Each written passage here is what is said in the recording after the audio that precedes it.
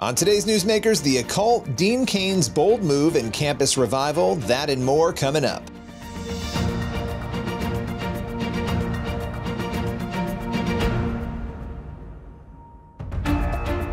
Welcome to Newsmakers, a show where we go behind the headlines each and every week to bring you interviews with your favorite pastors, entertainers, politicians, and other notable news figures. On today's Newsmakers, we're joined first by actor Dean Cain, who will share why he's decided to join ICE. And he's also going to talk about how he's reacting to the current political climate. Let's welcome Dean to the show. Dean, I love this story. Let's dive in. What drove this decision? Well, for me, it's real simple. It's the same reason I joined law enforcement years ago, almost a decade ago, is because at that point in time, people were talking about defunding the police, which is insane to me. And, you know, there are people who will scream about the police, oh, they're terrible, but the second their life is in danger, guess what they do? They call 911 and a hero shows up. Don't care about your religion, don't care what race you are, don't care about anything other than solving the issue, creating peace and security in our country. And the same thing is happening here. ICE agents are forced to have to mask up, hide their identities because people are doxing them. Attacks on ICE agents are up over 1,000% in the last year. It's crazy they're being vilified. And it takes good people stepping up and saying, this is wrong, and joining up if need be. And in my case, it just turned out that joining up turned out to be the right thing. I put out a recruitment video for ICE. They're touting their benefits and the things they can do. And almost 100,000 patriotic Americans have applied for 10,000 positions. And it's wonderful to see. So I'll take all the hate that people want to dish to me online about standing up for Americans and protecting our family, our families, our cities, our country, because I think it's the right thing to do. So I'm going to stand shoulder to shoulder with these ICE officers and agents and say, hey, I'm with you. And hopefully there'll be a lot of other people that step up and this ridiculous hate campaign gets dissolved. Yeah, I mean, there's so much you just said that I want to dive into, but how far will you take this? Like, would you go out on raids? What if they ask you to do something? Is there a line for you where you're like, well, I don't want to do that? Or are you all in on this? I'll do whatever Director Lyons decides is right for me. But as it stands, looks like I'm going to be an honorary ICE officer. I'll probably do most of my work like I'm doing right now, defending our men and women of ICE. I'd love to go down to the border and get sworn in there. And I'd love to see our men and women in action and say thank you and document how wonderful they are. But if I'm a fully sworn deputy sheriff. I mean, I know, I understand law enforcement. If they want me to get out there, if they think that's an important thing to do, I'll get out there. I'll do whatever it takes to help defend this country and that means Democrats and Republicans and everybody. The individuals, when you look at the individual cases of a Laken Riley or a Jocelyn Nungary, that's horrific. And anybody who stands for what's right would say this is a problem and we need to fix it. I mean, you can't have a system. This should not even be a partisan issue. And I guess I'll editorialize here, but you can't have a system where you have people running around, millions of people, where you don't know who they are. You don't know anything about them. There's no documentation. It's not a sufficient system to operate a country. And as you just stated, there have been numerous examples of crimes that have been perpetuated against American citizens. It is common sense to protect the border, and people can debate what that looks like. But the fact that you are standing up and doing this, you mentioned the online hate. I know you're getting a lot of support. You are getting some pushback, though. People calling you a fake Christian, things like that, right? 100%. They're calling me a fake Christian. They're posting pictures of me when I was a little heavier. They're doing anything to make me look bad, telling me I dye my hair. I mean, it's ridiculous, the ad hominem attacks. But they'll look at any way to tear you down, to scare people from wanting to do it. That's what they do. They're trying to frighten people. And I'm not going to walk around in fear. None of us should. Fear is a disease. Don't let it control your life. Do what you think is right. I'm not saying hurt other people or do anything of that nature, but do what you think is right. Stand up. Be that good Samaritan. Be that person who is trying to make things safer and better for people throughout this country and throughout the world, truthfully. But the fake Christian attacks, that's an immediate block. I just block them on social media when they do that. If they want to get into that, I'll turn them to you and let you eviscerate them. Yeah, it's at the end of the day, you go back to defund the police. You were bringing this up before. The impact that actually had, we have to really dig into that, because when you are saying we want to defund the police and you're coming up with all these other ideas, talk a little bit about that, because as somebody who, is in law enforcement and has been, that was a really disturbing movement for many around the country. It was horrible. And that's why I joined up. And then when you know these men and women who serve in law enforcement, you know that they're mothers and fathers and brothers and sisters and cousins and people you love and have around you. They forget that these are human beings and they have a life and they have family and they're trying to do the right thing. And this is the profession that they chose to serve and protect others. That is extremely noble and something that should be celebrated. When I was a kid, it was celebrated. It was, don't talk to strangers unless it's a police officer, because they're there to help. And now they're teaching them the exact opposite. And I don't understand that. It doesn't make sense to me. And if you spend any time with some of these ICE agents and officers and folks on the ground, they're of every ethnicity, every religion, every color, every creed, and they're doing the best they can to protect Americans, American citizens, and anybody who's here in this country. They are there standing for law and order. And I don't see how that's a negative thing from any side of the aisle. Democrats, Republicans, anybody. They're there to protect you, and they're doing their job that Congress wrote the laws to have them do. So if Congress wants to change the immigration system, which I think is broken and needs to be fixed tremendously, because it's ridiculous that my friend Matthew Marsden can't get his son here from the UK. He's been here. He's got 9 kids. He's a fully sworn American citizen. He can't get his kid in. That doesn't make sense. But when you're letting in cartel members, when you're letting in people who are completely unvetted, who don't want to assimilate to this country, we're doing a real disservice to our country. And the same thing with police officers. The recruitment was down hugely for police officers. Morale was down during the defund the police movement. And that's the exact same thing that I'm trying to turn around here by joining up with ICE and saying, hey, these guys are great patriotic Americans. They should be respected and revered instead of vilified like they are. One of the things that happened to me that was shocking was, and I still laugh at, I'm giggling at it because it's so absurd, is that Jared Moskowitz, I don't know how you say his name. I couldn't pick him out of a lineup, but he's a congressman. He wrote, and he actually tweeted this, a sitting U.S. congressman tweeted that $50,000 bonus, what they're giving to newly signed ICE agents, $50,000 bonus is the biggest contractual bonus Dean Cain will ever get. Cutting me down for supporting our law enforcement officers and ICE, and cutting me down personally with ad hominem attacks to scare people away from joining. And I find that reprehensible and completely un-American. Well, Dean Cain, that is a great place for us to close today. Appreciate your time. Thank you, Billy. Always a pleasure, sir, and nice talking to you. We'll continue to cover Dean Cain's journey with ICE as it unfolds, and we'll be right back in just a moment with more Newsmakers.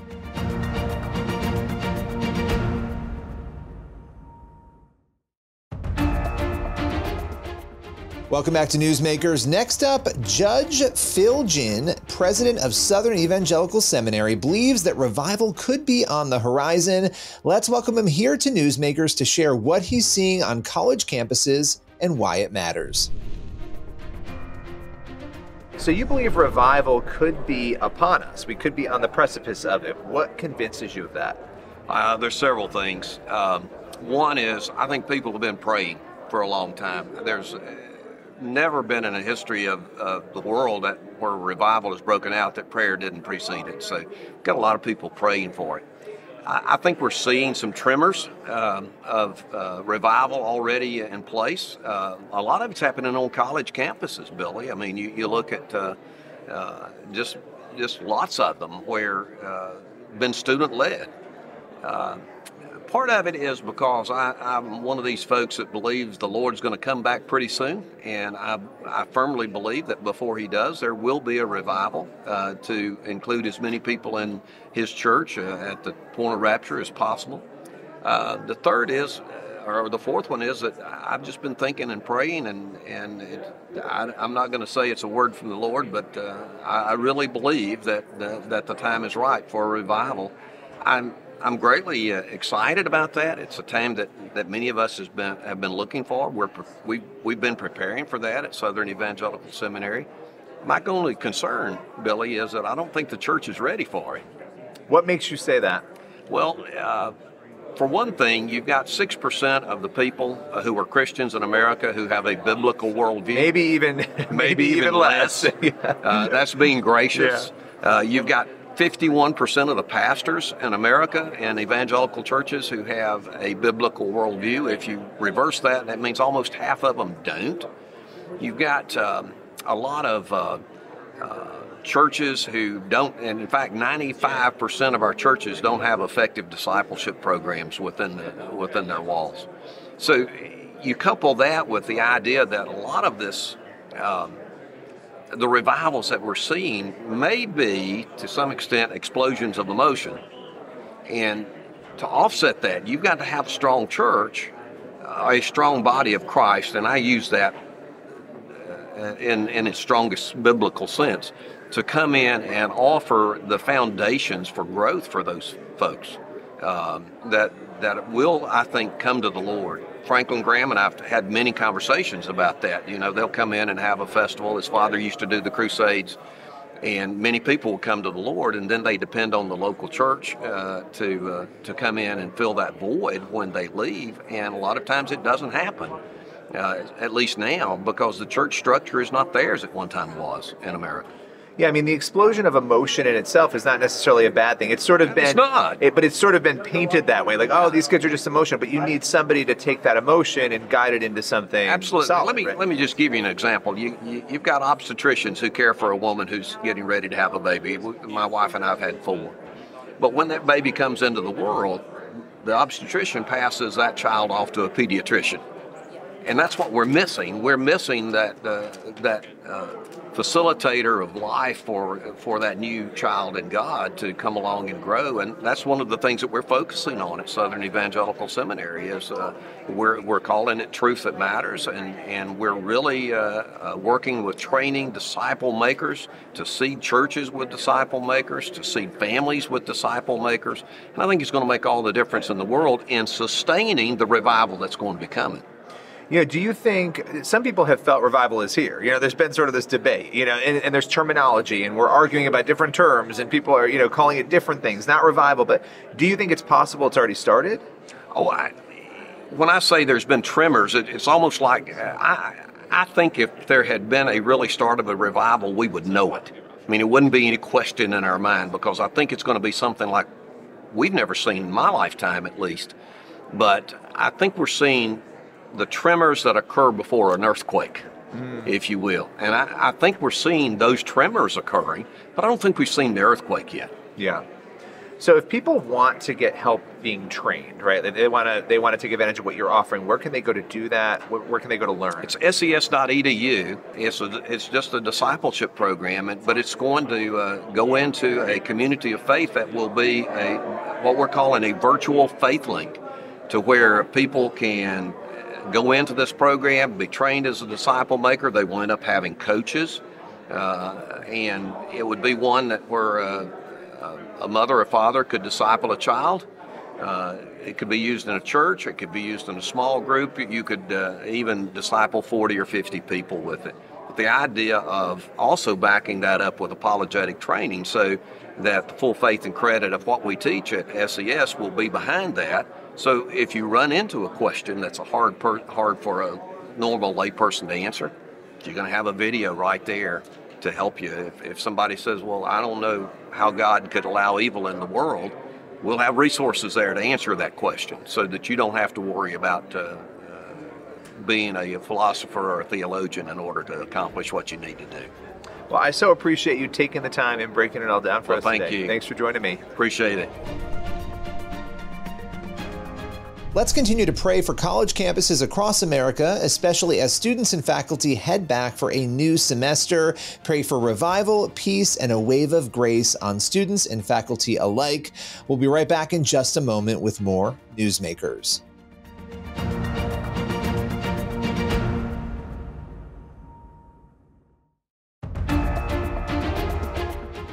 Welcome back to Newsmakers on the CBN News Channel. For our final segment, we're chatting with ex-psychic medium Jen Niza. She joins us to share what has her most concerned about the occult and our culture, and to offer an important warning for parents. Let's welcome Jen to Newsmakers to break it all down. So Jen, we are here at NRB, and it's exciting to be sitting here together after years of knowing one another. And you've been in this space for a long time now. It's a really unique space, helping people navigate and understand the occult and the world you came out of, which was being a psychic medium and doing that job. I mean, really, a couple of decades immersed in this world. When you look at the culture right now, what most concerns you? Our culture is so plagued, and you know how I feel about it all the time, but I think my biggest concern would be social media, making the occult, making the New Age so accessible, and the illusion of it, attacking the youth, coming for the youth. Crystals and manifesting are huge on Instagram, huge. Then you have TikTok, where you have a tarot card reader, a psychic medium, right at the click of a button. You can even just scroll and watch them. They do lives. They go on there and they do lives. They do live readings. Then you have the music industry coming out here, and Satan is just putting it right in everybody's face. It's right there, attacking the kids, the Grammy shows, the Olympics. Sorry, I said it. You know, sorry, not sorry, but it's out there. You know, it is. Yeah, this imagery, right? And trying to make Satan look not real or silly, or, you know, like if you're putting on the horns and you're dressing in this way, there's this element of, oh, it's just entertainment. You know, it makes you think, oh, well, he's not really real. He's not really there, right? Which is the biggest deception that there is. Right. Or that it makes a difference. This is something I keep going back to. People will say to me, well, I wouldn't go near the witch coven, right? I wouldn't go near that person who's all gothic looking, you know, forgive me, but, you know, or a pointy black hat, you know, stirring the cauldron. That must be really bad, or that could possibly be bad. But then they'll turn on TLC and watch Teresa Caputo and the psychic medium, and everybody's crying. And that's a person like me, and that's the type of people you really need to be afraid of, because we were, and she still is, unfortunately, very deceived. But it's the illusion. Again, it doesn't matter what it looks like. We're talking to the same demons. Those are the same demons. So people are deceived, and the enemy is going to deceive people however he can do it, whether it is by making you think it's false, or it's entertainment, or it's a goof, or by desensitizing the masses, by putting it in your face and making it so mainstream. It's so mainstream. Or connecting you from your feelings, your emotional feelings. Grief is really hard. So when somebody's tucking in and watching The Long Island Medium, or Matt Frazier, or Tyler Henry, which is all over Netflix and other places as well, and the movies too, Billy, but that might tug on their heartstrings. Oh, they're just helping people. And I get that, because I thought I was helping people too, and I really wanted to. Yeah, well, and that's part of your story that's so interesting, is it helps people understand the mindset. You know, I think there's an assumption that all these people are just evil and they're maniacal and they're out to hurt people, but a lot of these people think they're actually helping. They're doing something to connect people with their dead loved ones, which we know that's not what's actually going on. You're communicating with demons. We have actually not talked about this. I mean, personally we have, but not in interviews. When it comes to the current psychics and mediums, the people who you're speaking out against on social media, how have they come at you or responded to you, knowing that ex-psychics say, I mean, you're out there, like, I'm an ex-psychic and I'm calling this out. How have they responded to you? Well, thank God nobody has said anything directly to me. Praise the Lord. There are people that actually, you don't know this, I was going to tell you on this trip, but there was a specific show that's not, I don't want to say too much about it, I'll tell you, you know, off camera, but that found our podcast on your show, Playing with Fire, about yoga, and they got all up in arms, and then did a whole show putting me on blast, total blast. And I was just like, you know, it took me back a moment, and then I'm like, but they're deceived, I get it, block, block, block, see you later, not getting involved with this, and understanding that these are the little things that the enemy will throw at us also, and we can't worry about that. And I'm kind of glad that we spoke about that, because you have to stand firm for Jesus Christ. You have to be bold for the Lord. What my sign off on my YouTube videos, Billy, is that share the gospel because you have nothing to lose, but that soul has everything to gain. We're not promised tomorrow. We've got to stand firm for the truth today. Throw them at me, Billy. Throw them at me. Yeah, so you're not concerned about that. It's not something that has stopped you or, No. you know, and I'm sure they're aware of what you're doing. I'm sure a lot of these people out there are, and it's part of the spiritual battle. You know, when you look at sort of the ministry that you're in, because you came into this ministry, you became a Christian, and then it's sort of like you have a choice to make. Either I'm going to just be a Christian and live my life, or I'm going to be a Christian, live my life, and I'm going to speak out. And you made that choice to speak out. What has it been like for you? Is it rewarding just to know that you're kind of stepping in this gap that not a lot of other people are stepping into? It is so rewarding. It's a privilege and it's a blessing. And I think about how God doesn't waste a moment of our life, Billy, because all those years, you know, it's easy to look back and say, I wish I would have known then about Jesus. I wish I didn't have all that demonic oppression, obviously, and go through that. And now he's using all of that for his glory, for his kingdom, and it's just a privilege for me to serve him. I promised him that day when he saved me that I was going to pick up my cross and follow him, and wherever he would call me, I would go. And it's not easy, as you know. It's not easy, because there are haters. You're out there. People get in the comment section. You know, they do the whole thing. Never read the comment section. Never read the comment section, but it's truly a blessing, serving the Lord. Well, where can people go if they want to connect with you? Because a lot of people are watching or listening and maybe they've gotten into horoscopes or other things and they don't even realize, and maybe they're dealing with evil in some way and they're not really sure what to do. Where can they go to connect with you? www.xpsychicsaved.com. Awesome. Thank you so much. Thank you, usual. Billy. Good to see you. For more about Jen Niza and to help with her quest to make a film about her story, you can visit ifoundchrist.com. That's ifoundchrist.com. We'll be back with more Newsmakers in just a moment.